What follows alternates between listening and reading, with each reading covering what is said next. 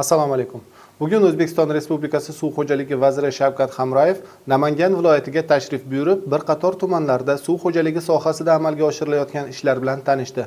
Tashrif davomida irrigatsiya tizimlarini yaxshilash, kanallarni betonlashtirish hamda suv tejovchi texnologiyalarni joriy etish masalalariga alohida e'tibor qaratildi. Mazkur lavhamiz shu haqda. O'zbekiston Respublikasi Suv xo'jaligi vaziri Shavkat Hamrayev Namangan viloyatiga amaliy tashrif buyurdi. Tashrif doirasida vazir viloyatning Pop, Chust, To'raqo'rg'on, Uychi va Chortoq tumanlarida bo'lib, suv xo'jaligi sohasida amalga oshirilayotgan ishlar, mavjud holat va istiqboldagi rejalar bilan bevosita tanishdi. Xususan, Chortoq tumanida olib borilayotgan suv xo'jaligi tadbirlari alohida ko'zdan kechirildi. Hududda amalga oshirilgan kanallarni betonlashtirish ishlari, suv yo'qotishlarini kamaytirish, shuningdek, suv tejovchi texnologiyalarni joriy etish masalalari yuzasidan joyida o'rganishlar olib borildi.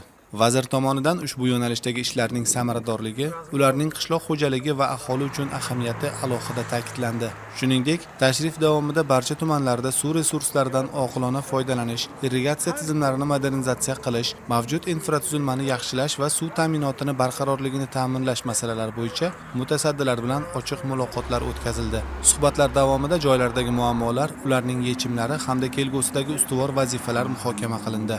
Chortoq tumanida bo'lib o'tgan uchrashuvda Norin Sirdaryo irrigatsiya tizimlari havza boshqarmasi boshlig'i Jahongir Rizayev, shuningdek Chortoq tumani hokimi ham ishtirok etib, hududda amalga oshirilayotgan loyihalar va rejalashtirilayotgan ishlar yuzasidan ma'lumotlar berdi. Tashrif yakunida vazir tomonidan suv xo'jaligi tizimida samarali mehnat qilayotgan, o'z ishiga mas'uliyat bilan yondashib kelayotgan 2 nafar suv xo'jaligi xodimi rag'batlantirildi. Ularga xizmat faoliyatida yanada qulaylik yaratish maqsadida motorollerlar topshirildi. Bu esa sohada fidokorona mehnat qilayotgan xodimlarni qo'llab-quvvatlash, ularning ish samaradorligini oshirishga qaratilgan yana bir amaliy qadam bo'ldi. Umuman olganda, mazkur tashrif Namangan viloyatida suv xo'jaligi sohasini yanada rivojlantirish, suv tejovchi texnologiyalarni keng joriy etish hamda tizim faoliyatini zamon talablariga mos ravishda takomillashtirishga xizmat qilishi bilan ahamiyatlidir.